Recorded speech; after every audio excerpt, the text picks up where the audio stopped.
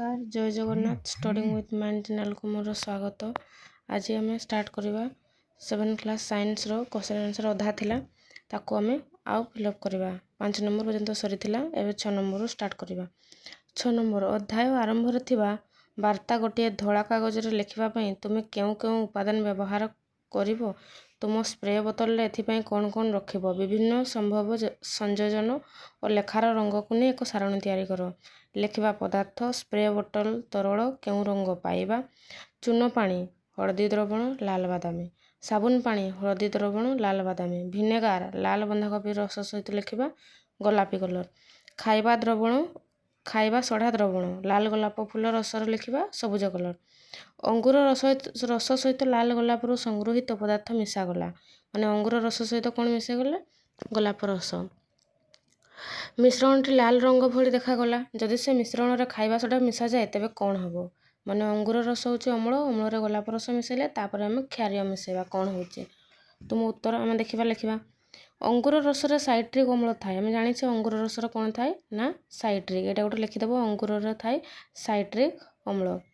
तेणु एथिरे गोलाप रस मिसेइबारु लाल हैला एथिरे खाइबा सोडा जहा एक क्षार मिसिले एहा अधिक क्षारीय होई जिवो एवं सबुज रंग रे परिणत होबो कारण लाल गोलापी रस सूचक क्षार रे मिसिले सबुज रंग धारण करि थाए तबे कौन हबो ना क्षार हबो किंतु सूचक होची सबुज हबो।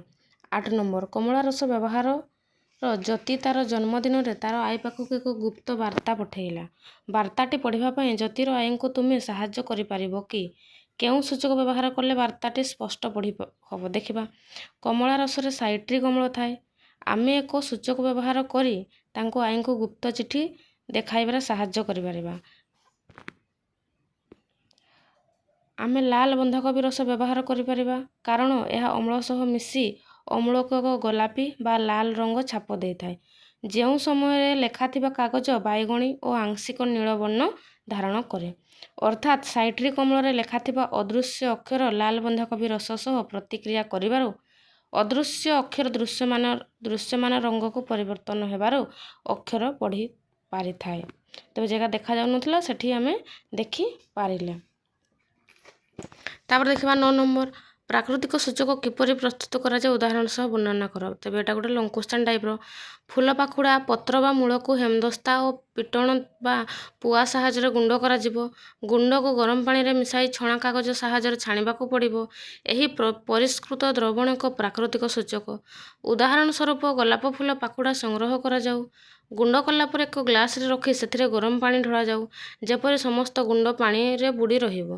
ग्लास रे गुंड को एक ढांकणा साहाय्य रे घोड़ाई पानी रंग रे परिणत होबो पर्यंत 10 रु 15 मिनिट रखा जाऊ तापर छणा कागज साहाय्य छाणीला परे जेउ परिष्कृत द्रवण पाइबो ताहाको अम्ल क्षार प्राकृतिक सूचक भाव व्यवहार करि पारिबो तेबे 9 नंबर हमर सरी गला वर्तमान में 10 नंबर एटा गोलाप रस जेमति कलर करथिला ताको मध्य हमें उदाहरण दे पारिबा तुमको भिनेगार खाइबा सोडार द्रवण और चीनी द्रवण एही तीनोटी तरल पदार्थ दिया जिवो केवल हळदी कागज व्यवहार कर तुमे एही तीनोटी पदार्थर किपरि प्रकृति चिन्हट करिवो तीनोटी तरल पदार्थ चीनी द्रवण चीनी तो न्यूट्रल से किछि चेंज होबनी देखिबा भिनेगार कौनसी रंग बदलैबो नहीं कारण यह एक अम्ल रे हळदी कागज मिसिले यार रंग परिवर्तन हुए नहीं जेहेतु भिनेगार होची अम्ल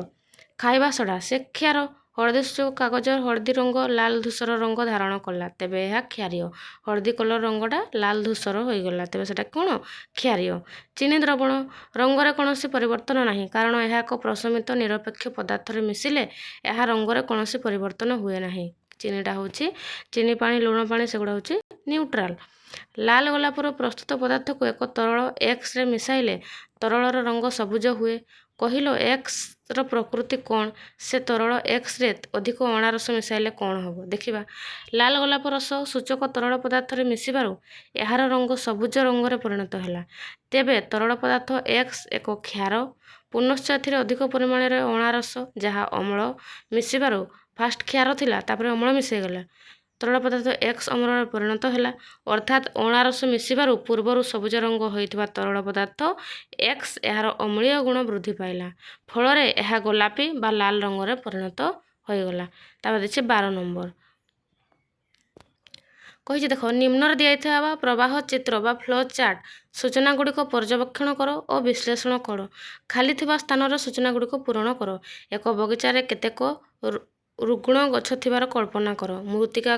प्रकृति पाई डैश होइथिबो मृत्तिका प्रकृति पाई डैश होइथिबो मृत्तिकार प्रकृति परीक्षा पाई केउ सूचक व्यवहार करिबा अम्लीय प्रकृति को डैश द्वारा प्रतिकार करा जाय पारिबो क्षारीय मृत्तिका को डैश द्वारा प्रतिकार करा जाय पारिबो ते पिला माने देखो उत्तर कोन अछि एक बगीचार केतेक रुग्ण गछ थिबार कल्पना कर तेबे सेटा अछि एक बगीचार केतेक रुग्ण गछ थिबार कल्पना कर तापर बां साइड रे मृत्तिकार प्रकृति पाई क्षारीय होइथिबो तेबे हुए तो गछ गुडा रुग्णा हेछि क्षारीय होइथिबो मृत्तिकार प्रकृति पाई अम्लीय होइथिबो हुए तो अम्लीय होइथिबो नहले क्षार होइथिबो मृत्तिकार प्रकृति परीक्षा पाई केउ सूचक व्यवहार करि परिबा देखिबा अम्लीय मृत्तिका को चून पानी द्वारा प्रतिकार करा जायतिबो जदि अम्ल होइथिबो त चून पानी पकैबा जदि क्षारीय मृत्तिका को जैविक खत द्वारा प्रतिकार करा जाय पारिबो तेबे जैव खत द्वारा आमे क्षार को प्रतिकार करबा अम्लीय थिले चून पानी द्वारा प्रतिकार करबा नेक्स्ट आमे किछि क्वेश्चन देखिबा जोडा कि हमरो बही टॉपिक रु आनी कि आमे शॉर्ट क्वेश्चन बनेइछु देखो पिला माने तुमे समस्ते अम्लर स्वाद किपरि होइथाय किपरि रे अम्ल स्वाद किपरि लागे खट्टा लिटमस केउथिरु प्रस्तुत करा जाय आमे पढिछे कि रु प्रस्तुत करा जाय देखो पिला माने लिटमस केउथिरु प्रस्तुत करा जाय लिटमस लाइकेन रु प्रस्तुत करा जायताय पिंपुड़ी कामुड़िले चर्म रे केउ अम्ल प्रवेश करे को अम्ल फॉर्मिक अम्ल तापर 3 नंबर होची ए फॉर्मिक अम्ल जदि आमे देखिबा 2 नंबर होची सी 1 नंबर होची अम्लर स्वाद किपरि ना खट्टा तबे 4 नंबर होची चून पानी रो रासायनिक नाम कोन चून पानी रो रासायनिक नाम कोन ना कैल्शियम हाइड्रोक्साइड ये होची कैल्शियम हाइड्रोक्साइड तापरे 5 नंबर अम्लीय द्रवण रे मंदार गोलाप रस केउ रंग धारण करे कौ रंग धारण करे ना गाढ़ गोलापी कि रंग धारण करे ना गाढ़ गोलापी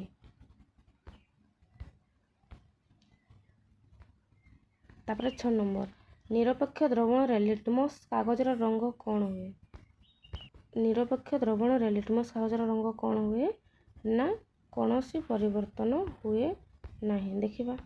कौनसी परिवर्तन हुए नहीं तापर 7 नंबर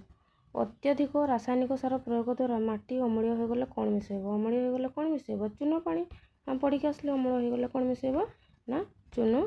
पानी तापर 8 नंबर आचार्य प्रफुल्ल चंद्र राय केउ विज्ञानर जनक भाव परिचित 9 नंबर सी रासायनिक विज्ञान को विज्ञान रासायनिक विज्ञान निरपेक्षीकरण प्रतिक्रिया रे कौन उत्पन्न हुए 9 नंबर क्वेश्चन कौन उत्पन्न हुए ना उपरोक्त समस्त कौन हुए ना केवल जल केवल लुण ताप उपरोक्त समस्त होता है पालंग और टमाटो रे केउ अम्ल थाए पालंग सांग और टमाटो रे कौन अम्ल थाए ना ऑक्जालिक के अम्ल थाए ऑक्जालिक पालंग और टमाटो रे कौ अम्ल थाए ना ऑक्जालिक अम्ल थाए तेज देखा शून्य स्थान पूरण कर क्षार लाल लिटमस को डैश करे कि करे नील करे क्षार लाल लिटमस को नील करे नील रंग रे परिणत करिथाए साबुन पानी डैश प्रकृति रे उठे साबुन पानी कौन उठे क्षार क्षार अटे क्षारीय साबुन पानी अटे क्षारीय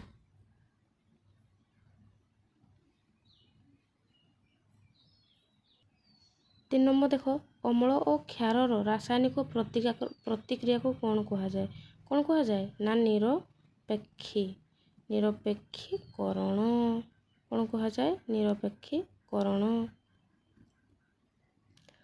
यदि पढ़िबार न अक्षर तेबे मु जहाँ लिखुछि से देख तेंतुली रे डैश अम्ल थाए आम पढ़ी तेंतुली रे कौ अम्ल थाए रे टार्टारिक कौन थाए टार्टारिक कौ अम्ल थाए टार्टारिक अम्ल थाए टार्टारिक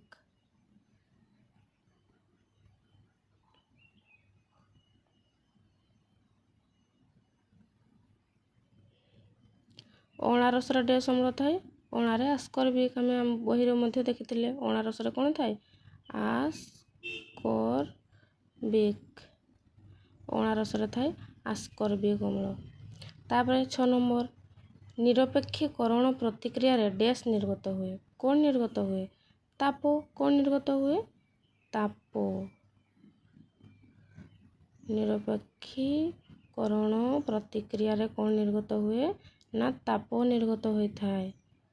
ତାପରେ ଯେଉଁ ପଦାର୍ଥ ଅମ୍ଳୀୟ କିମ୍ବା କ୍ଷାରୀୟ ନୁହେଁ ତାହାକୁ ଡ୍ୟାସ୍ କୁହାଯାଏ। ତାକୁ କି କୁହାଯାଏ? ନିରପେକ୍ଷ। ଯିଏ ଅମ୍ଳ ନୁହେଁ କି କ୍ଷାର ନୁହେଁ ତାକୁ କୁହାଯାଏ ନିରପେକ୍ଷ। ତେବେ କ୍ୱେଶ୍ଚନ୍ ସବୁ ଦେଖିକି ଲେଖିଦେବ। କ୍ୱେଶ୍ଚନ୍ ସବୁ ଦେଖିକି ତୁମେମାନେ ସବୁ ଫିଲ୍ଅପ୍ କରିଦେବ। ଆଉ କ'ଣ କ'ଣ ଦିଆହେଇଛି ସବୁ ପଢ଼ିଦେବ। ତେବେ ଏଇ ପ୍ରଶ୍ନାବଳୀ ସବୁ ସରିଗଲା। ଦେଖିବା ନେକ୍ସଟ ଚାପ୍ଟର 3କୁ ଷ୍ଟାର୍ଟ କରିବା। କ'ଣ ଚାପ୍ଟର ଦିଆହେଇଛି ଚାପ୍ଟର 3 ଆମେ ପଢ଼ିବା। ଆଉ ମଧ୍ୟ ପିଲାମାନେ ଏସବୁ ପ୍ରାକ୍ଟିସ୍ କରିଦେବ ପରୀକ୍ଷାରେ। Most important question. କିଏ ଅମ୍ଳ, କିଏ କ୍ଷାରୀୟ, କିଏ ରଙ୍ଗ ଚେଞ୍ଜ କରୁଛି, କିଏ କରୁନି, ଗୋଲାପ ଫୁଲ କ'ଣ ମିଶାଇଲେ କ'ଣ ହୁଏ, ହଳଦୀ ମିଶାଇଲେ କ'ଣ ହୁଏ, ସେଗୁଡ଼ା ସବୁ ପିଲାମାନେ ତୁମେ ଦେଖିକି ରଖିଥିବ।